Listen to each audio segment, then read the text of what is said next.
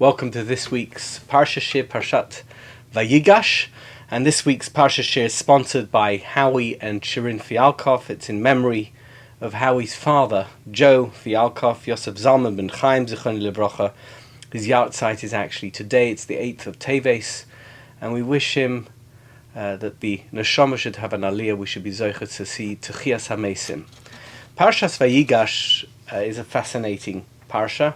The story continues, the dramatic reintroduction of Yosef to his brothers after a separation of 22 years, and there they are together again, reunited, and he sends for his father, and the message comes back to Yaakov Avinu, and he comes down to Egypt after, of course, consulting with God, and he arrives in Egypt. It's now chapter Mem Zayin, chapter 47, towards right at the end of Bereshis, and towards the end of the Parsha of Vayigash. And it's an interesting moment because the brothers and their family settle in Goshen, but before that happens, what Yosef does is he introduces his beloved father to his boss.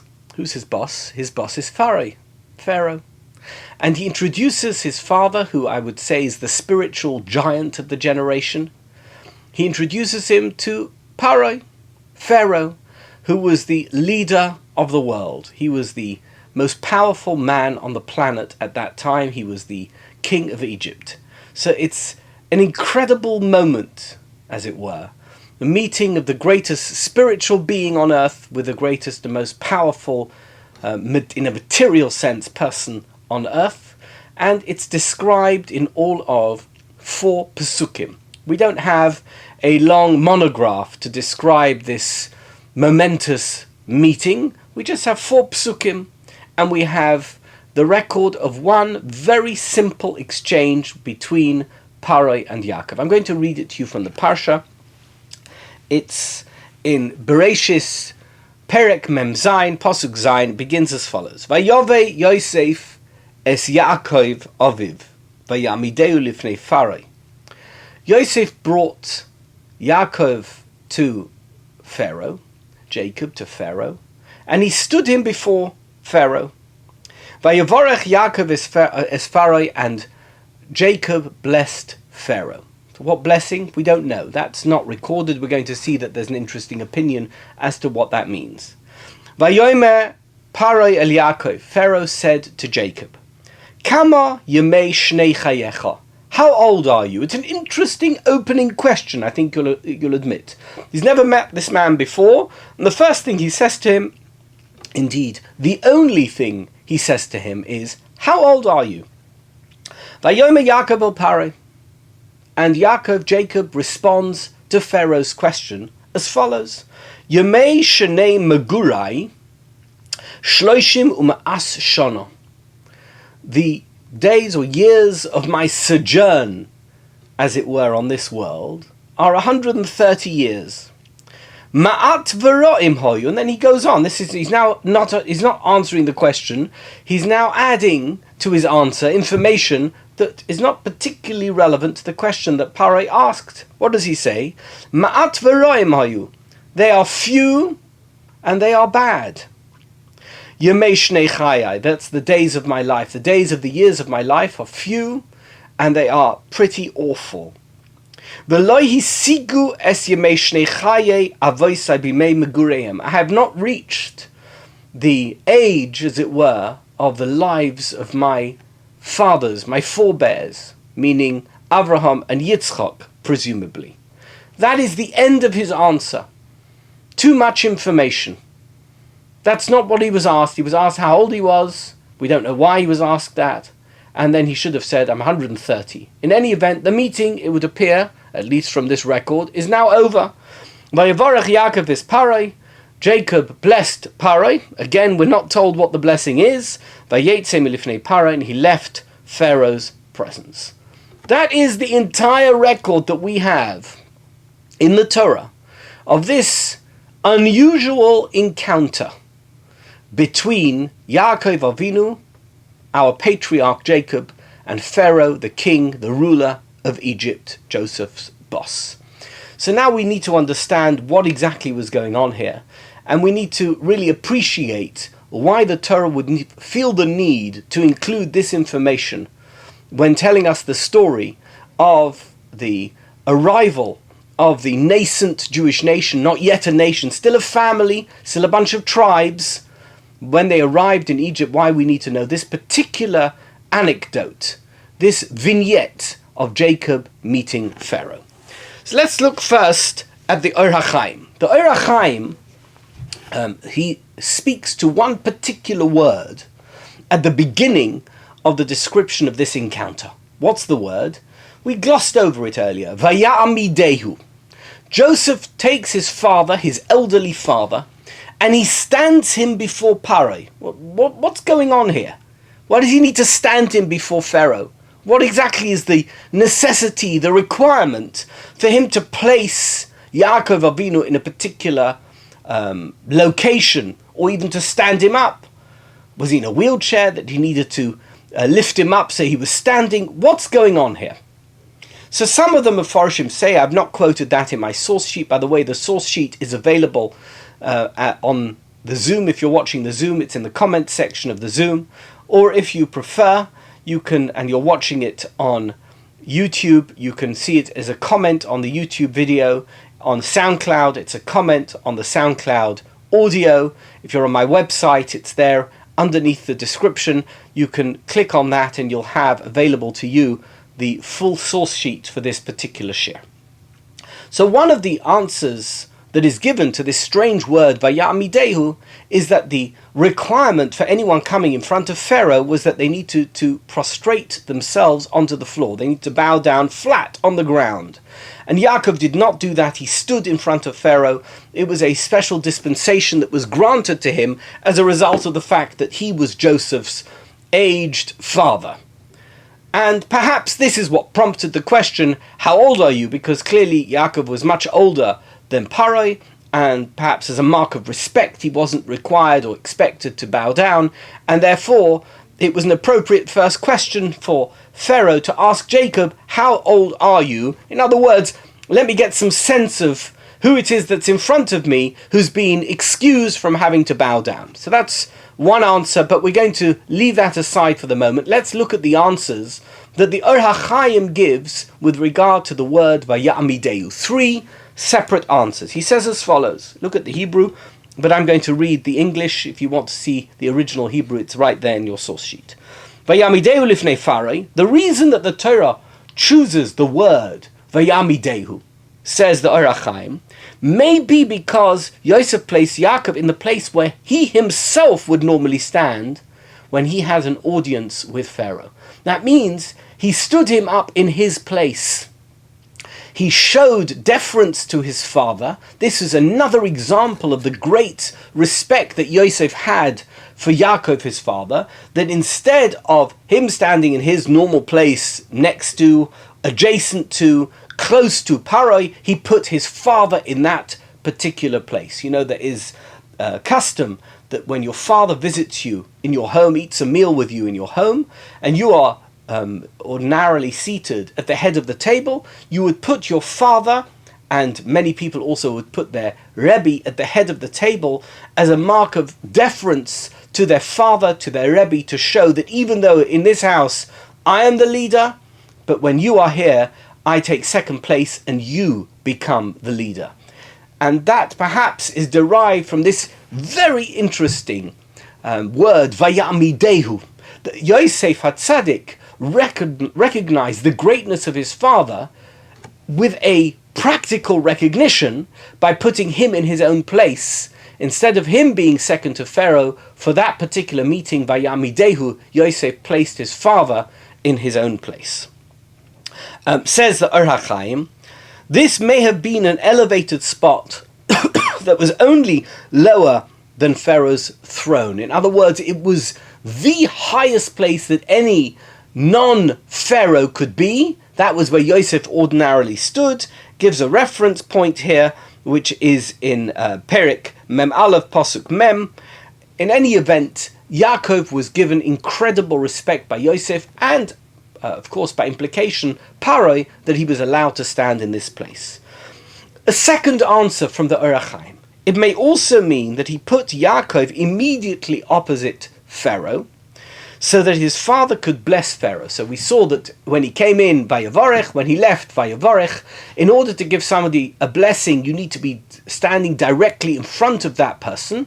And therefore, Yosef, wanting his father to bless Pharaoh, in other words, Pharaoh is his boss, and we are all his guests here in Egypt, and the fact that we are able to provide for our families is only because this mortal human being, who is nonetheless the ruler of the most powerful nation on earth, is allowing us to do so. Therefore, he wanted his father to bless him, and in order to do so, Vayamidehu placed him directly in front of him, which is the normal position from which a person would bless another person. So that's a second explanation, which also adds an explanation as to why the words Vayivarech appear twice in this very short 4 psukim description of the encounter between Pharaoh and Yaakov. Finally, and this I'm going to focus a little bit, it's a little bit of a rabbit hole. We're going to meander and digress a little bit from the main topic of this shir, but nevertheless it's an interesting digression, it's an interesting diversion, and therefore we're going to run with it just for a little bit. He says as follows, that Oid Yirtze Lohidia. He also, we have a tradition, he says, and it's based on a Gemara in Moed Katan, a very odd Gemara, which we're going to quote in a moment, that Pharaoh was very short in stature. He was very, very short. And therefore, he wanted to make sure that Yaakov Avinu stood right next to him, because otherwise he would never have imagined that this was Pharaoh. He was such a nondescript person, not the type of person that one might have imagined was the most powerful human being on earth. And therefore, he put Yaakov, an old man, right next to Pharaoh, Vayamidehu, next to him. Otherwise, he wouldn't have thought that that was the person. I once heard a very interesting story, and I've not had it verified, but I've heard it from 2 or 3 sources. When I say verified, I didn't hear it from someone who was there. That immediately after the Lubavitcher Rebbe became the Rebbe of Chabad, of Lubavitch, in 1951, very soon afterwards, the Satmar Rebbe lost his daughter. And the Lubavitcher Rebbe went to the Shiva, and he went to the Shiva with a man called Rabbi Chodakov, who had been the Mazkir, the secretary of his father-in-law, Rabbi Yosef Yitzchak Shneerson, the previous Lubavitcher Rebbe. And Rav Chodakov and the Lubavitcher Rebbe both walked into the Shiva of the Satmar Rebbe and sat down. And somebody whispered into the Satmar Rebbe's ear, this is the Lubavitcher Rebbe.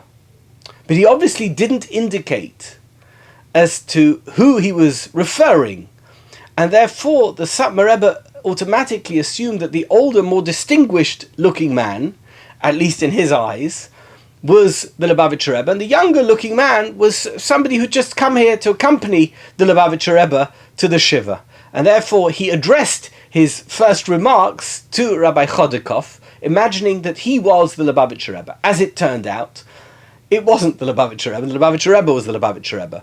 But people can make a mistake, and it can be very embarrassing. And I don't know that the Satmar Rebbe became embarrassed by this situation. And I heard the story from 2 or 3 people who obviously had heard it. It's a legendary story that the Satmar Rebbe, who had never seen a photograph of the Lubavitcher Rebbe, didn't know what he looked like, and therefore assumed that the person who had accompanied him was the Rebbe. There's also a very famous story about Alexei, who was the wagon driver for the Baal Shem Tov, and at one point he said to the Baal Shem Tov, you're getting all this honor, but that's only because you're riding in the wagon, and if I were riding in the wagon and you were the person at the front who's whipping the horses, then perhaps they would give me the respect. Anyway, the Baal Shem Tov said, you know what, you're absolutely right. Let's swap places. And the next town they came to it was a horse-drawn carriage, and there was somebody who was whipping the horses, and who was riding up front, and there was somebody inside the carriage. Everybody flocked to the carriage and assumed that Alexei, the wagon driver was in fact the Baal Shem Tov, and the Baal Shem Tov, who was riding the horses, was simply a wagon driver. And they started talking to the Baal Shem Tov in learning, and one of them piped up and asked a question. He said to the Baal Shem Tov, do you know an answer to this difficult Torah question? And the Baal Shem Tov said, well, it wasn't really the Baal Shem Tov, it was Alexei. Alexei said, such a question you ask me? Even my wagon driver can answer that question.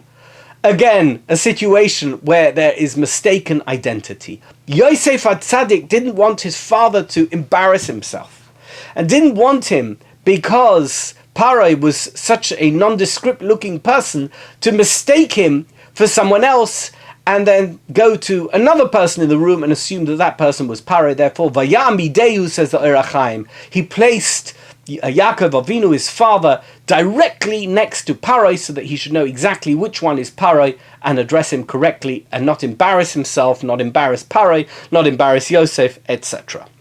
Now let's run to the Gemara in Moed Katan. The Gemara in Moed Katan, it's source number 3 in the source sheet. V'Omer Avital Safra. Avital Safra has already been quoted in the Gemara. He's now quoted again. Avital the Sofer, he's the scribe, and he said, Mishmei de Rav Papa. He said something in the name of Rav Papa. What did he say? Paroi shehoya b'yemei Moshe. Paroi, who lived in the days of Moshe, he was Amma, who Amma v'ziknoi Amma upamashtekoi Amma v'zeres. He was extremely short. He was only 1 cubit high. He was not a very tall man. He was a midget. And his beard was very long. He had a very long beard. It was an amma long. It was a cubit long. Uparmashtakai amma vazeres. It's a bit crude, but the Gemara says that his private part was an amma and a zeres long. And this very curious Gemara is meant to convey the idea that Pharaoh was not an ordinary looking person. But by the way, we're not talking here about the Pharaoh in the days of Yosef. We're talking about Pharaoh in the days of Moshe Rabbeinu. It would seem that the assumption that the Or HaChaim is making, that the Pharaoh family, whoever they were extremely short in stature, and therefore, even though the Pharaoh in the time of Moshe came several generations later, nevertheless, he was also short in stature, which is why Yosef HaTzadik was Vayamidehu Yaakov. He put Yaakov directly in front of him, otherwise he would not have recognized him as the king of Egypt.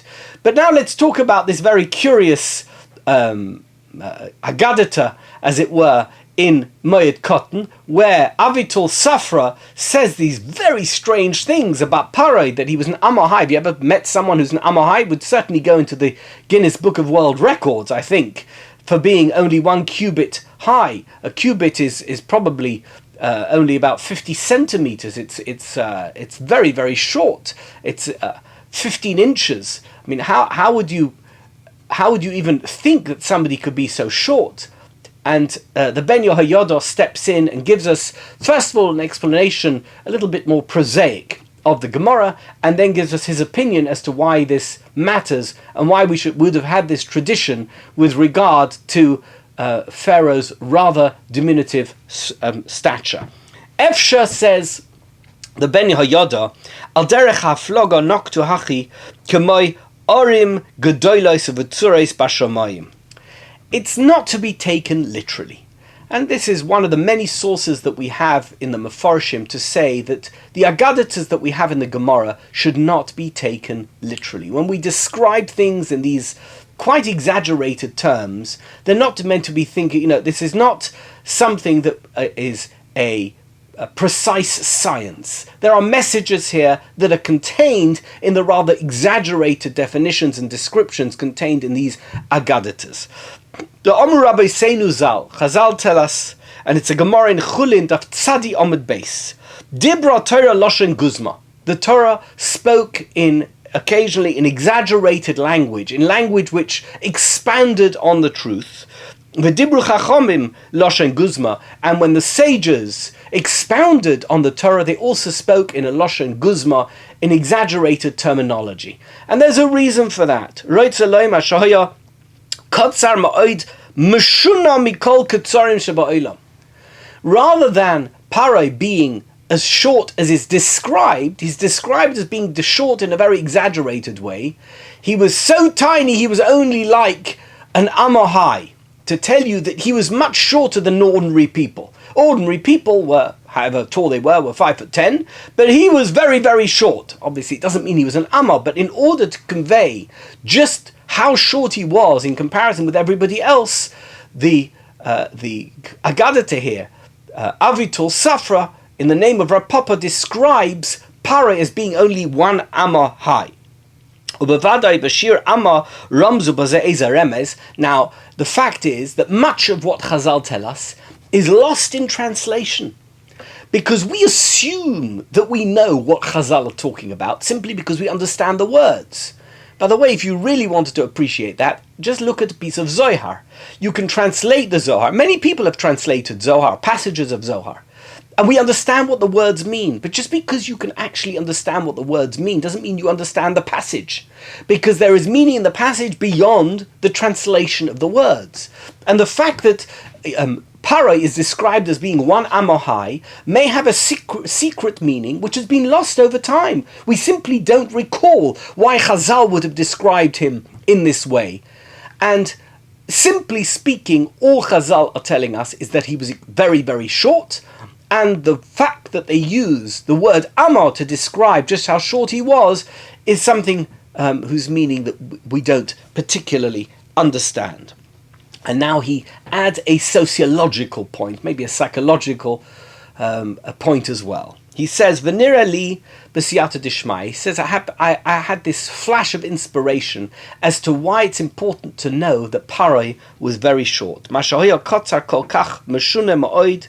Why we needed to know. Why would Chazal bother telling us that he had these very strange measurements, that he was so short and so odd-looking, that he looked very, very strange? Why would we need to know that? Of what possible benefit could we gain as people of faith knowing this particular piece of information about Pharaoh?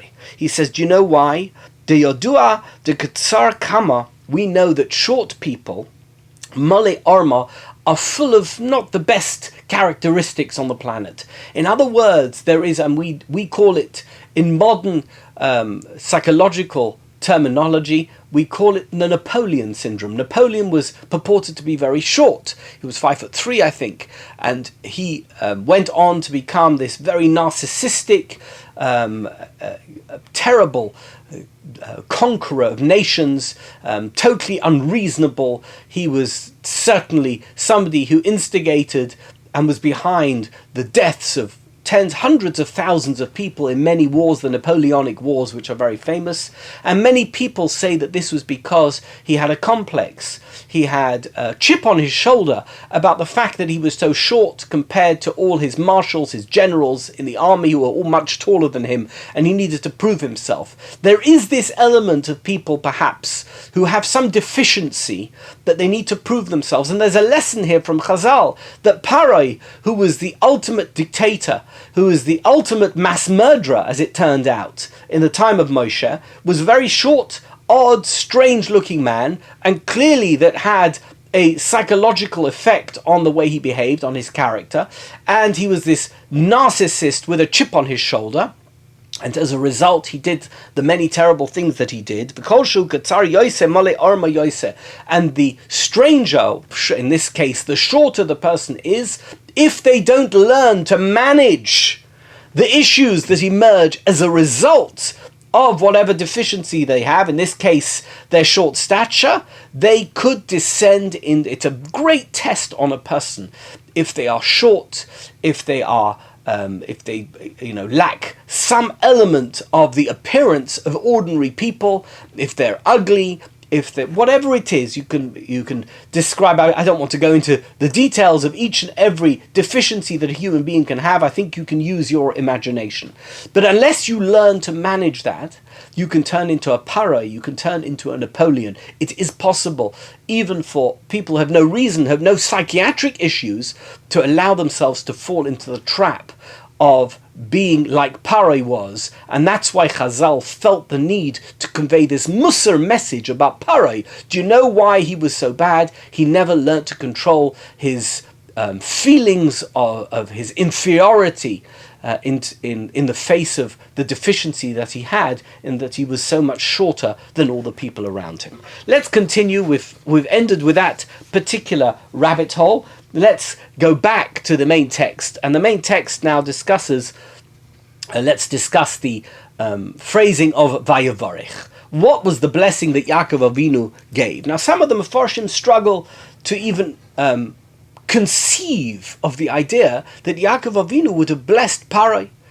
But I don't have such a problem with that. The fact is that Parai had done them a great favor, and blessing him with life and success would ensure the survival of the Jewish nation, and therefore it makes perfect sense to me that Yaakov Avinu, in a show of Hakaras HaTov, and of course self-preservation, would have brought forth his blessings to Parai, both when he came in and when he left.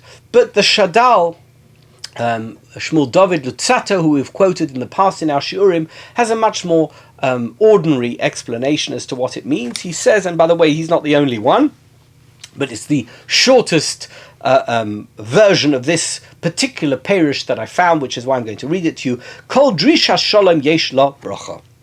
Whenever you have a greeting, there is an element of blessing in it. And he quotes the one that we use most often. How do we greet each other as Jews? Shalom. Shalom is a blessing. Peace is also the name of God. So when it says Vayavarech, when Yaakov came in, it means he said hi, he said hello, it was a greeting. Shalom lecha. And when he left, says Shadal, Vayavarech, he said goodbye.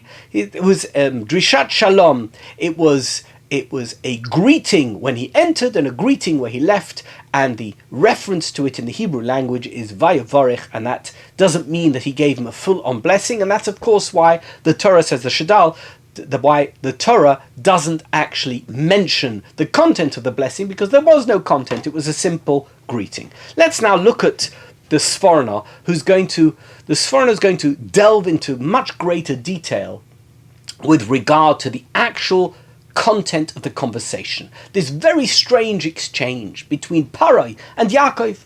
Parai says to Yaakov, how old are you? And he says, I'm 130, but actually I've had a horrible life and I didn't reach the age of my parents. What are you on about? What are you talking about?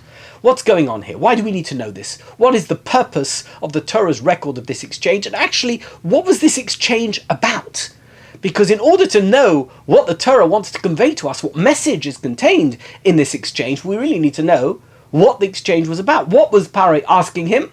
Was there some deeper meaning to this question? And what was the meaning of Yaakov's answer? So the Sforno says, I have here a translation. I'm just going to translate for you the Sforno. If you want to look at the original Lashon HaKodesh, it's right there in source number 6 of your source sheet. Pharaoh was utterly amazed at Yaakov's age. They'd never seen people of that age in Egypt before. Why? Because the Egyptians apparently didn't have any life-prolonging ingredients. They didn't know about longevity in Egypt at that time. People died young. And they may have lived full lives and had great lives, but they died young. Whatever the age was, whether it was 50 or 60 or 70, whatever it was, in those days that was considered ordinary old age, but they didn't look that old when they died. And suddenly he sees in front of him this very, very old man. And he's shocked. He's never seen somebody that old before. So he immediately asks him, Kama yemei shnei chayecha? You look so old. How old are you? And Yaakov answers as follows.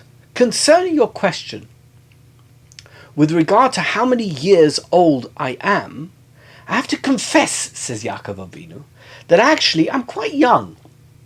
Shocking, right? It's all a question of perspective. In Egypt, perhaps living to 70 was old, 130 was impossibly old. But to Yaakov, 130 wasn't old at all. Why? Because his parents had lived to a much older age. And the only reason I may appear old to you is I've aged faster than my parents because of all the troubles and tribulations that I have had to endure in my life. Days during which a person has major problems do not even count actually as years of his life. And he had another message here. He says, you know what? I may be 130, but I've spent so much of that time working so hard just to keep my head above water that it doesn't count as living. I may be the same age as you actually in life of years. I had this fascinating story I heard once from the Rosh Hashiva of Itri, who I used to learn with, Rabbi Elephant. He told me the following story. One of Reb Shmuel Zalman Auerbach's sons, he just passed away a year or two ago, Reb Shmuel Auerbach, was a Maggid Shir in Itri Yeshiva. And one day he invited his father, who is one of the Poiskei Hador, one of the great halachic authorities of his time. He died in the early 1990s, but throughout the 70s and 80s he was considered one of the great Poskim of Eretz Yisrael. He invited his father to give a shir in Itri. Itri's in Beit Safafa. It's just south of Talpiot, and it's just north of Beit Lechem. And that's where Yeshivas Itri is. And Reb Shlomo Zalman came. Rabbi Elephant was much younger than him. I would say that Reb Shlomo Zalman was born in around 1910, and I know that Rabbi Elephant was born in 1930. And Reb Shlomo Zalman Auerbach came, and it was known that he was a person who wanted to sleep a full night. And Rabbi Elephant said to him, I know that you look very old, Shlomo Zalman, but you need to know something. I'm actually older than you, because I only sleep 3 hours a night, and you like to sleep 6-7 hours a night. If you make a cheshbon of all the hours that I've been awake, you'll discover that I've actually been awake for longer than you, even though I was born 20 years after you. All the Bochrim laughed. But in this is contained exactly this idea of the Sforno about Yaakov Avinu, that he was telling Pharaoh. He says, I may appear old to you, but in terms of life that I've lived, I'm not old, because the life that I've lived has been dominated by all the challenges I faced just to keep myself going. And therefore the hours I've been able to devote to spiritual growth has been very, very limited. I'm actually much younger than I appear. And if you look at it, says the Sforno, my parents, this is what Yaakov Avinu was telling Pharaoh, my father, my mother, my grandfather, my grandmother, they lived much longer lives than I did, because they managed to devote much more time of their lives to spiritual pursuits, and therefore I have never reached what they've reached, and I never will. That was the message that the Sforno believes is contained in this exchange. That as far as Pharaoh was concerned, all he saw was a very old man, and he was very impressed that somebody could live to such an old age. And Yaakov Avinu was making this differentiation between Yomim and Shonim that we've spoken about so many times in the past. There are years of your life, if you just look at things in terms of numbers. In years of your life, you're right, you're absolutely right. In the years of my life, I have not lived, I've lived much longer than the people you know. But in the days of my life, the way I've spent my days, Yomei Shnei Chayai, I've not actually spent my days in the type of pursuits that would have meant that my life has been long.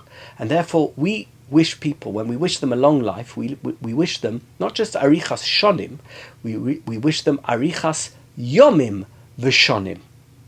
We want them to have a long life, but every day should count towards their spiritual growth. And that is the message, says the Sforno, contained in this powerful exchange between Pharaoh and Yaakov Avinu. Now we're going to look at the last piece which I have, which is quite a long piece. I hope to finish it, which is a piece by Rabbi David Braverman, who is a Maggid Shir, a lecturer at Arachim in Israel, and he publishes regularly. He puts together beautiful pieces on the Parsha, and I have here a piece on the Parsha from Rabbi David Braverman. And he wants to know, why was Yaakov punished? And you're going to see in a minute what that's about. What does he mean when he says Yaakov was punished? First, let's look. I'm going to read through it. It's in the Hebrew. I'll translate it as I'm going through it. HaTorah mesaperes lanu b'parshasenu. The Torah tells us in this week's parsha, es hasiach shehoya b'mifkash hapiska ben Yaakov Avinu. Tells us about the conversation between Yaakov Avinu leParoi Melech Mitzrayim and Paroi, the king of Egypt. It describes to us in a very short way, in a very few words, it summarizes the conversation between Yaakov, Jacob, and Paray. Yesh lahavin. We need to understand this Psharashal Mifkash there, what this meeting is all about. We need to understand it. Paray mitanyen begiloi shel Yaakov Avinu. Why exactly is Paray interested in Yaakov's age? It seems like a very mundane, a silly question to ask somebody. This is the great sage of the Hebrews. This is the father of the great leader of Egypt, the political leader of Egypt, Yosef. This is the opportunity for Paray to exchange, to have conversation, to engage with Yaakov. And he asks him such a silly question. How old are you? What's that about? Yaakov Avinu, b'tshuvasai moisiv lesaper, es kshoyeh chayov b'ashvas lavoisov. And in Yaakov's answer, we see that he answers something which is much more than the question he was asked. The reply that he gives contains much more information, as we said earlier. He talks about all the difficulties that he had in his life in comparison with the lives of his forebears. Madua? Why? Why is he giving this information to Paray? Why would he think that Paray is interested? Ubeikar. And much more importantly, Ma Torah melamdatenu mitoichon hamifkash hanira b'mabat shtoche mifkash nimusim greda. What exactly is the Torah teaching us by recounting the details, however sketchy they are, of this seemingly superficial, unimportant meeting, encounter between Yaakov and Paray? What does the Torah want from us? V'chein makshe haRamban. And he now quotes the Ramban, who talks about this very parsha, this little piece, this vignette in the Torah. Lo yadati tam hazokein Avinu. I don't understand this. Our elder, our forefather, our patriarch, ma musar hu sheyisoinen el hamelech. What exactly is he trying to convey in terms of a moral message? Uma tam leimar v'lo yisigos imei shnei chaya avoisai. Why is he giving over this information that I didn't reach, whatever that means, to the years of my father? How does he know at the age of 130 that he won't live till 175 or 180? 175 was the age of Avraham Avinu. 180 was the age of Yitzchak. How does he know he won't reach their age? What evidence does he have? He says, he can say, I haven't reached it, but I hope to reach it. I'm not quite there yet. He doesn't say that. He seems to be saying, I will never reach it. Well, how does he know? The Ramban says, he asks a very good question. What evidence did Yaakov Avinu have that wouldn't happen? V'nireh ki Yaakov Avinu zarka by seva v'hoya nireh zaken ma'od. It would appear to me, says the Ramban, that actually Yaakov Avinu appeared to be very, very old. Much older, perhaps, than he should have appeared at 130. I don't know how people are meant to look at 130. But you can generally judge from seeing somebody, whether they're 20, 30, 40, 50, 60. You can say somebody's roughly 60, somebody's roughly 80, somebody's 100, they really look very old. You can tell from their physical appearance, the way they move themselves, whatever it is. Yaakov Avinu looked much older than one should have looked at 130. And I think that was something that he was conscious of, says the Ramban. Paray tomal ziknusoi ke'ein roiv anshe zmanoi marichim yomim kol kach shekvar ktsoru shnoisam. So Paray was stunned by Yaakov's appearance. He'd never seen someone who looked quite that old. Now he's saying something slightly different to what we heard earlier. He's not saying that no one in Egypt reached old age. What he's saying is that Paray had never actually encountered somebody who looked quite as old as Yaakov. He didn't know how old he was. But, perhaps he thought, like people maybe reach the age of 70, 80 in Egypt. Well, if he's 70 or 80, he looks much older than any 70 or 80-year-old I've ever seen. Now, from Yaakov's perspective, his barometer, his scale was the way his parents appeared. And I imagine that at the age of 130, Avraham Avinu didn't look like Yaakov Avinu looked like when he was 130. So there was a discrepancy, but from different angles. From Paray's angle was the discrepancy of aged people, the way they appeared in Egypt. And from Yaakov's perspective, it was the way he related to the way his father and grandfather had looked at his age. V'lochein sho'al lo kama yemei shnei chayecha. But this is what prompted the question. This is going to be a key point. What prompted the question was the appearance that Yaakov had, that he looked so old. I've never seen an old person who looks like you in my entire kingdom or in my entire reign. Immediately Yaakov answered, says the Ramban, I'm 130. ואל יטמא בהם כי מעט הם כנגד שנויס אבויסוב שכו יויסה אבו מפני היויסם רואים בעומל ואונך זורקה ואנוכה זורקה בי סבב ונראה זוקן מועד. So he says, don't be surprised the fact that I'm 130 and look this old. Actually, I'm a bit surprised I look that old. But the fact is, I can explain it. My parents, my father, my grandfather didn't look that old when they were this old. And even though you've never seen it, doesn't mean that doesn't happen. You just never experienced it. You've never come across somebody as old as me. Now, having said that, said Yaakov Avinu, let me explain to you why I look so old, because I myself am surprised that I look this old at my age. I should look much younger. But the fact is, I've been through a very difficult life. I've had problems, I've had challenges, I've had people chasing me, wanting to kill me, I've lost my child, I had my daughter kidnapped, I've been struggling, I've went from place to place, all the different things that went through his life, and therefore, in explanation as to his appearance, Yaakov Avinu explained why he looked so old. Muvenes imkein. Says Rabbi Braverman, it's now understood Yaakov Avinu Akshay Chayav. Now we understand why Yaakov Avinu added details as to why his life was so difficult. He was trying to put into context his appearance as to why he looked so old. But we still need to understand why it's important for the Torah to have conveyed this conversation to us. Okay? So that's by way of introduction. Okay. Now, the Das Zekenim. The Das Zekenim, Ibale Tosfos, one of the Rishonim that looks at the Parsha, and it's the medieval rabbis from France and Germany who have collected together all their thoughts on the Torah, the Das Zekenim. It's an incredible source of information, one of the great Mefarshim on the Torah, says as follows, quotes a Midrash. It's actually a Bereshis Rabbah, the Midrash Rabbah, it's in Tzadi Hey, you can look it up. The Midrash says, there's a great criticism of Yaakov Avinu that God had on what Yaakov Avinu said to Pharaoh. God wasn't happy. God was not happy with Yaakov Avinu that he responded in this way. Taviyah, a claim, a criticism for which he was punished. Hu nenash. V'zeh lashon ha-Midrash. And this is what the Midrash says. This is a direct quote of the Midrash that the Das Zekenim brings down. B'shosham Yaakov ma'at v'roim hoyo. Omar lo HaKadosh Baruch Hu. At that moment when Yaakov Avinu said, my life was pretty bad, God said in response, Ani yitzalti oscha me'esav. I saved you from Esav. What are you talking about? Umi Lavan. And I saved you from Lavan. V'echzarti lecha Dina.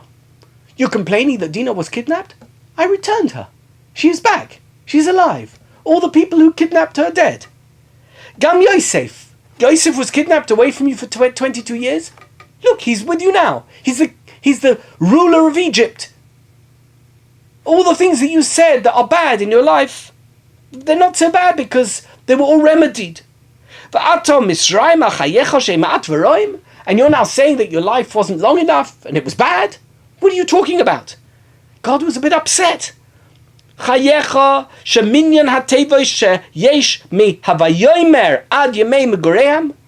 As a result of what you've said, all the words contained from Vayomer, from where it says that Pari began speaking to Yaakov, to Yemei Megureim at the end of the next pasuk, every single word, Kach yechsru mishnoisecha, you're going to lose a year for every single word of those two psukim. Shelo tichye kechai Yitzchak avicha, you're not going to live as long as your father Yitzchak. He lived for 180 years, and you're going to live for 180 minus the number of words in these two psukim. How many words in those two psukim? You don't have to be a great mathematician to work it out. We know that Yaakov Avinu lived till he was 147. It's right there in the parsha, and therefore we know there are 33 words in these two psukim. That's exactly right.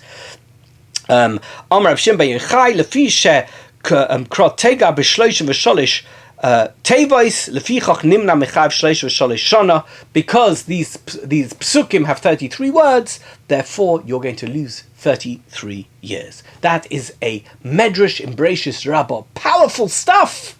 Yaakov Avinu, you should know better than to complain. You complained, you're Yaakov Avinu, you lose 33 years. Wow.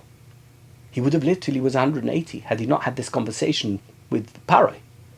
So now, first of all, is some sense that this conversation is recorded, because we may have had a question at the end of Vayechi: why did Yaakov Avinu live shorter than his father? He should have at least lived to the age of his father. Perhaps we might have had a question why he didn't live as long as his grandfather, but certainly he should have lived as long as his grandfather or father, and he lived only till the age of 147. That might have puzzled us. We have the answer right here. That's why this is recorded. Perhaps that's what the Midrash wants to tell us. That these two psukim are there to tell you that these 33 words are to be subtracted from the length of the life of Yaakov Avinu. He was meant to live 180, lives 147. 180 minus 33 is 147. He now goes off, and we're going to come back to this question, but he goes off to talk about Yudua She'elois Moran Hagrach Shmulevitz. Reb Chaim Shmulevitz was the Rosh Hashiva of Mir in Yerushalayim, also used to give Divrei Musar, very often related to the Parshas of the Torah, and he asks 3 questions with regard to this episode. He says as follows: Madua Chazal Moinim Gam Es Sheilose Shel Parah B'Minyan Halamed Gimel Teva. It's a very good question. How many psukim did we include the 33 words in? 2, right? Well, the first pasuk actually has got nothing to do with what Yaakov Avinu says. The first pasuk was the question that Pharaoh asked. Why would Yaakov Avinu be punished for the question that Pharaoh asked? We should remove how many words do we have in that pasuk? I'll tell you right now. Vayomer Pharaoh el Yaakov, 1, 2, 3, 4. Kama yemei shnei chayecha. That's 8. So 33 minus 8 is 25. So he should have lived for 155 years, not for 147. Because that first pasuk has got nothing to do with something that he said. Why would he be punished for the fact that Pharaoh asked him a question? That doesn't seem right, says Reb Chaim Shmulevitz. That's question number 1. What's the second question? Why was he punished with such a powerful, such a devastating punishment? For every single word, he's going to lose 1 year of his life? That sounds excessive, to say the least, says Reb Chaim Shmulevitz. It's not fair that he should have lost a year of his life for every single word in that pasuk. That's the second question. And then we have the third question. She'elas ha'she'elos hi be'etzem dvaro shel Yaakov Avinu b'tlunosei. What did Yaakov Avinu say when he was complaining? Says Reb Chaim Shmulevitz, that's the most puzzling thing of all. Ma'at v'roim, few and bad. Haloi dvarim elu l'ch'oira soisrim es divrei devarav b'Parshas Vayechi. Yeah, this is a good one. This one is going to knock you out. This question is going to have you really puzzled. Do you remember Yaakov Avinu? I mean, we have to go back to last year Vayechi for that, but I'm sure you've learned Vayechi, and you're going to know the pasuk I'm going to quote you. Do you remember that Yaakov Avinu blessed Ephraim and Manasseh at the beginning of Vayechi? What does he say to them? Hamalach hagoyel oisi mikol roi, speaking about the wonderful life he's had. He's 147 years old, and his life is slowly ebbing away. He's about to die. And Yosef brings his children to be blessed. And he says to his children, I've had the most wonderful life. Hamaloch hagoyel oisi mikol ra. I've been saved from every bad. Anything bad, nothing bad's happened to me. I've had a wonderful life. 1 second. Is this the same Yaakov Avinu who says, Ma'at v'roim to Pharaoh? That his life was short and difficult? How is it possible that the same Yaakov who spoke to Pharaoh and said Ma'at V'roim would say Hamalach HaGoy Eloisi to Ephraim and Menashe. Which is it? Bad and terrible? Or is it brilliant and wonderful and God helped him? Good question. I think you'll agree. It's a wonderful, strong, powerful question. It's the question of Reb Chaim Shmulevitz. It says as follows: Vayivarech es Yosef vayomer lekim asher hisalchu avoisai lefonov Avram v'Yitzchak halekim haroya oisi ma'odi ad hayom hazeh hamalach hagoy oisi mikoro yivarech es hanaorim v'yikore v'hem shmi v'shem avoisai Avram v'Yitzchak. Unbelievable. He has nothing but good things to say about the life he's led. How wonderful, how lucky, how amazing, how beautiful, how perfect. Any bad that's happened to me, I've been saved. Hamalach hagoy eloisi mikol ra v'yidgu l'roi b'kerev haaretz. So what's going on? Keitzad hamalach hagoy eloisi mikol ra mistader im ma'at v'roim yemei shnei chayai. That's the question of Reb Chaim Shmulevitz. Umeyashev Hagrach Shmulevitz al she'losei. Reb Chaim Shmulevitz answers his question as follows. Listen carefully. Beautiful stuff. Gilu lanu Chazal. Chazal have revealed to us. She'al af kol hatzores harabos v'harois shesoval kol yemei chayav.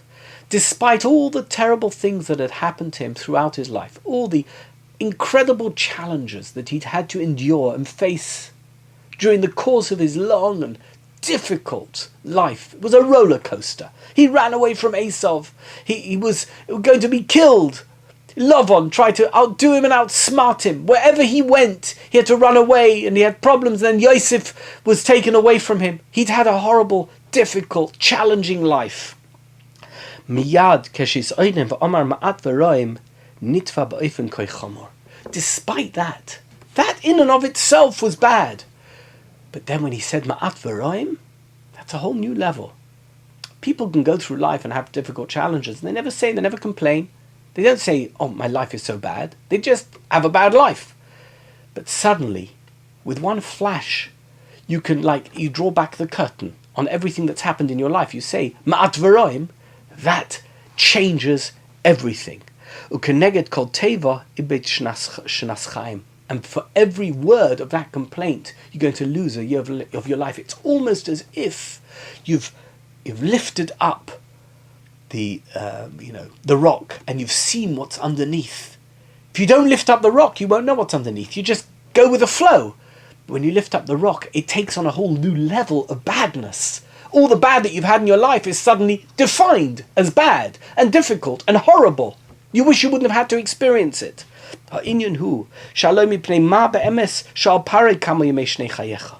this comes to the crux of the matter as to why the first posuk is used, why those 8 words are used as part of the number 33 that were removed, the years that were removed from Yaakov's life. Why did Pharaoh ask the question? He saw a man walking into his throne room, into his inner sanctum, who looked like he had the weight of the world on his shoulders. He looked like he'd had a horrible life. He looked so old and so pained, as if nothing right had ever happened in his life. He wasn't smiling. He wasn't positive. He walked in and he looked like an old man. And what's the first reaction if you see somebody who's going through such suffering? What's wrong? Is everything okay? Is everything all right? He looked so old. So Pharaoh said to him, why do you look so old? What's wrong? Why do you look as if the weight of the world is on your shoulders? That was Pharaoh's question. Mishum shepnei Yaakov hibiu zikna mufleges. Because Yaakov's face just conveyed this incredible age, that not age in terms of age as in how old he was, but as in, I just can't anymore. It's just too much for me.